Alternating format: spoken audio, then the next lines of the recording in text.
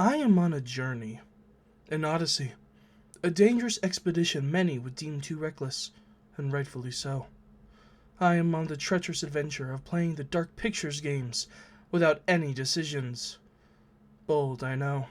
As I'm sure everyone here watching knows, the Dark Pictures games are an anthological series of horror video games that have different endings and paths depending on the actions the player chooses.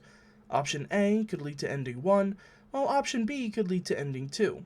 That type of deal. But I decided to take away that mechanic for what my therapist likes to describe as shits and sometimes giggles. We already completed Man and Medan without choices, and I say we look forward and let go of the past by asking the question, can you beat Little Hope without choices? We start the game with a bus of only 5 people. Traffic is rerouted through the town of Little Hope, and we drive through only for the bus driver to decide to keep the yay old tradition of Mr. and Mrs. King by crashing his vehicle. We transition to the 1970s to see a dysfunctional family being, well, dysfunctional, as presented by alcoholism and neglect. We play as Tanya as we are dropped off by our loving boyfriend and make our very first choice. Of course, in which case, we say nothing. We enter the house and talk to Adam Warlock, who asks us to check on our creepy little sister Megan. He's worried about her. She never finished her dinner Twinkie. We eavesdrop on Megan in her room and enter to see her communicating with someone, or something that we can't see. Megan insists she's speaking with someone who actually cares for her, and instead of reassuring this child that we care for her, we stay silent. Sensing the awkward silence, a bird breaks it by flying into a window. We go outside to investigate and to inspect a random feather when we are locked outside and have to call for the douchey guy from Midsummer to let us back inside. By the time he comes out to help us, he is locked out of the house. A fire erupts in the kitchen, slowly spreading throughout the rooms. Our dad is drunkenly sleeping in the foyer. Our brother is stuck in the attic. Our mom in the bathroom. Tanya is stuck on the balcony as the guy from the meme runs back inside to try to save who he can. But he is too late. First it's our dad, crushed to death. Then us, burned alive. Our brother is impaled on a fence as Anthony is the only one left.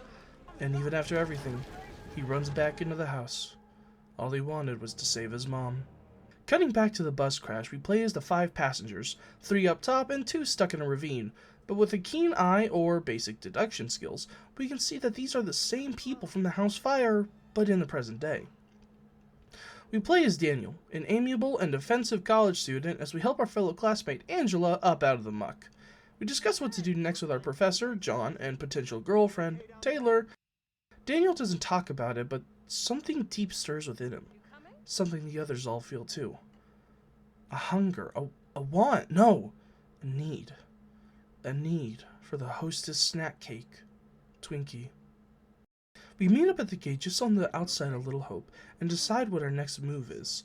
Some way, somehow, we will find a Twinkie. We play as Taylor as we show off our impressive QTE skills to Daniel, but because we said literally nothing earlier, he felt like his emotions were dismissed.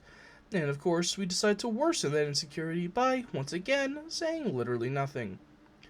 Playing as John now, we make our way further down the street and find ourselves at a bridge. Taylor presents the idea of splitting up. John and Andrew would go down the bridge into the center of town, while the others would go down a path into the woods. They agree. Andrew and John, mostly John, are spooked by a figure in the fog and end up off the road into a dirt trail that leads to a shack. After hearing a slight noise, John, of course, runs away without the assistance of QTEs as Andrew braves the darkness. If we pass the keep calm check, it results in us being able to explore the shack further, where we find a revolver with 4 bullets, and automatically decide to keep it with no player input. We meet up with John up the trail a bit, leading to the local police station. We decide not to mock him so we can protect his precious feelings. Because John is a creative writing teacher and not a history teacher, he believes that the police station might be a good place to find genuine help. We use our rock to smash open a window to make our way into the station and climb inside before transitioning back to Angela, Taylor, and Daniel as they approach the condemned middle school. Daniel begins to climb the gate, but both Taylor and Angela agree that they will not be following him, even if he somehow got over. Taylor expresses a rare moment of humility and admits she may have made a mistake in splitting everyone up. And of course, instead of comforting her like any decent boyfriend would, we say nothing. Which, I guess is better than being pessimistic, at least. After that disappointment, Daniel quickly snaps back to his goal, the Twinkie. So they stop at a small local general store. Daniel makes his way through to find the legendary snack cake while Angela and Taylor wait outside. After hiding from a rat, being jump scared, and worst of all, not finding a single Twinkie, Daniel runs out of the store, clearly disturbed. Angela and Taylor worry for us, asking us what is wrong, but no words can describe how we feel. Our hunger, our insatiable need for a Twinkie will reign over us for the time being. While Daniel sobs uncontrollably over his lack of a snack, Andrew and John make their way inside the police station, hoping to look for a phone, or at the very least, a certain snack cake. After looking around for a while, we find a phone on the table. We call DoorDash, eagerly hoping to get a Twinkie. "Oh hey, sorry man, nah dude, we only delivered to the Zagros Mountains, dude. Sorry, dude." Shit! After that even more devastating development, we meet back up with the others and decide to go further into town to make it to the Hostess factory. Maybe there'll be a Twinkie or two left. Maybe. Maybe's all they have, and maybe is all they need. We find a broken bridge that must be crossed to make it to the factory. On our way there, we jump onto the shoreline to make it across, but are stopped by a horrific monster. Our survival instincts kick in and we climb to the top, but John and Angela need help, and we have to choose who to save. But we think about it, and we realize, the less people with us, the less people we have to share with. So we let the timer run out, and Angela is killed by the monster. One less person to have a Twinkie. John and Andrew run through the woods before making it to a graveyard. We cut through it and make it back to the main road, far away from that bridge. We transition to Daniel and Taylor, who are both distraught over the loss of Angela. Even after all their bickering, they just wanted to share a Twinkie together. They move through the woods after comforting each other, hoping to catch up with Andrew and John. Speaking of, Andrew and John find an old museum dedicated to the Twinkie production of the town. We walk through it, learning more about the Twinkie factory near the outskirts, a once prosperous place filled with joy, whimsy, and sugar. Now it remains dilapidated, but there is said to be one final shipment made before the factory shut down. A mountain of Twinkies left untouched. With our spirits fully lifted, we decided to move on to find that factory. Daniel and Taylor make it through the same museum, obtaining the same information. Daniel can finally breathe again, and Taylor sighs out of relief. There is hope for their blood sugar yet. We exit the building, hoping to catch up to the others at the factory, but after moving further down the street, we are attacked by what can only be described as a scary monster. The monster inches closer as we are given the option to run or hide, but in a bout of low sugar and desperation, we fail to make a decision before Daniel runs and we sprint down the street, avoiding holes and climbing cars and boxes, barely escaping the demon by the skin of our keyboard. We run to see Andrew and John in front of a church. We all rush inside to stay safe, leaving Vince outside to the mercy of the demon. We don't spend much time in the church for long, as everybody agrees they aren't safe there and that it is best to keep moving. As soon as we make it outside, a new demon threatens us. Taylor and Andrew split away as John and Daniel hide. The monster hobbles over and notices John. Daniel chooses to confront the demon or run away. But of course, he does nothing, causing us pain and agony as the monster gangs up on us. But luckily, both John and Daniel are able to slip away before the fog envelops us once more. We switch to Taylor as we run out onto the street and are separated from Andrew. We must now choose to go left or to go right. And of course, we stand there doing nothing as our demon approaches us. It grabs us by the arm as we try to get away. We punch what's left of it so it'll let go of us. We throw another punch before we struggle with it. But then we lose that struggle as we fall to the ground. The demon grips our neck, searing our flesh. It pulls us up as Andrew pulls out a gun to save us, but it is too late. Fire spreads amongst our skin and our clothes.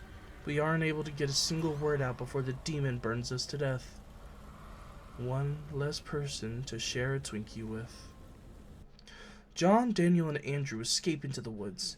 Daniel gets up in Andrew's eyebrows, asking what happened to Taylor. John breaks it up, and Andrew admits the truth. Taylor is gone, and there's no going back for her. After a brief respite, the plan remains the same. Do what they can to make it to the factory. They make it to the factory. Surprisingly, easy. That was pretty fast. We venture inside only for Vince to yell at us again. They're coming! But that doesn't matter. Nothing matters. What matters is getting to that factory and getting our damn Twinkies. But we go inside. We look everywhere. Not a single snack cake in sight.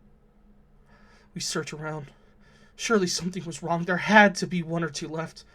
There had to have been. After all this time, after all this effort, after all this death, there had to be something. But there was nothing. They were in a desert. A wasteland. There was nothing they could do. Out of anger, Daniel and Andrew start smashing the place, causing the floor to split open. Daniel falls in, and a monster comes closer and closer. Daniel stands up and begs for Andrew's help. Andrew wants to do nothing, but with John around, he needed to play it safe. So for now, he holds a pipe down for Daniel to climb onto. Daniel does his best, but Andrew falls in with him. Daniel grabs the pipe, ready to fight the monster. He swings it, but he misses. He is then tripped and impaled in the chest. And then the eye. Andrew escapes, and there is now one less person to share with. John makes it out of the factory and regroups with Andrew before stumbling upon their final hope, of which they had little left. That hope being a ruined house. Something felt familiar about it. If there was going to be a Twinkie somewhere, it would be there. We stumble into the yard, tired and exhausted, only to be met with the final monster of the game, the Crushed Demon. John, tired of the running and tired of the fear, wields a sledgehammer and readies himself for a battle. John misses his first swing as the demon knocks him to the ground. John regains his breath before reaching back for the hammer. He strikes the monster in the face with the handle and inches away, hoping to gain distance. Andrew then comes to our aid with a burnt log as John struggles to breathe, but nonetheless, he readies himself as he takes a wide swing at the monster's face, pushing him back before retreating to the house. He gets closer and closer, foot by foot, inch by inch as Andrew kicks the door open. John runs in, but is grabbed by the monster as he falls down. He drags him closer and closer to his demise, but he gets loose and kicks it as hard as he can before the monster crawls back onto us. Andrew saves us one last time, and we run inside, blocking the door with that sledgehammer. John stays quiet as the monster eventually leaves them alone. We wander through the house before we sense something upstairs. We go up and enter a bedroom. We smell it before we see it. We sense it. Warmth. Happiness. Comfort. Nothing but utter joy can be used to describe the sensation. A Twinkie. All for Andrew. But there's still one problem left. John. Andrew celebrates, convincing John they should eat it outside to enjoy the weather. John agrees foolishly and follows him out, but before he can make it through, Andrew whistles, alerting the monster to their location. He moves to their house, collapsing what was left of the roof, trapping John in the entryway. Andrew takes a bite of his delicious, golden, fluffy snack cake as John is killed by the monster. One less person to share with. Luckily, the game ends with the curator bidding us farewell as the game comes to a close, and we get a teaser for the next one, the highly regarded House of Ashes. Thank you everybody so much for watching the video. Let me know what you thought in the comments below, good or bad, and remember, make good choices.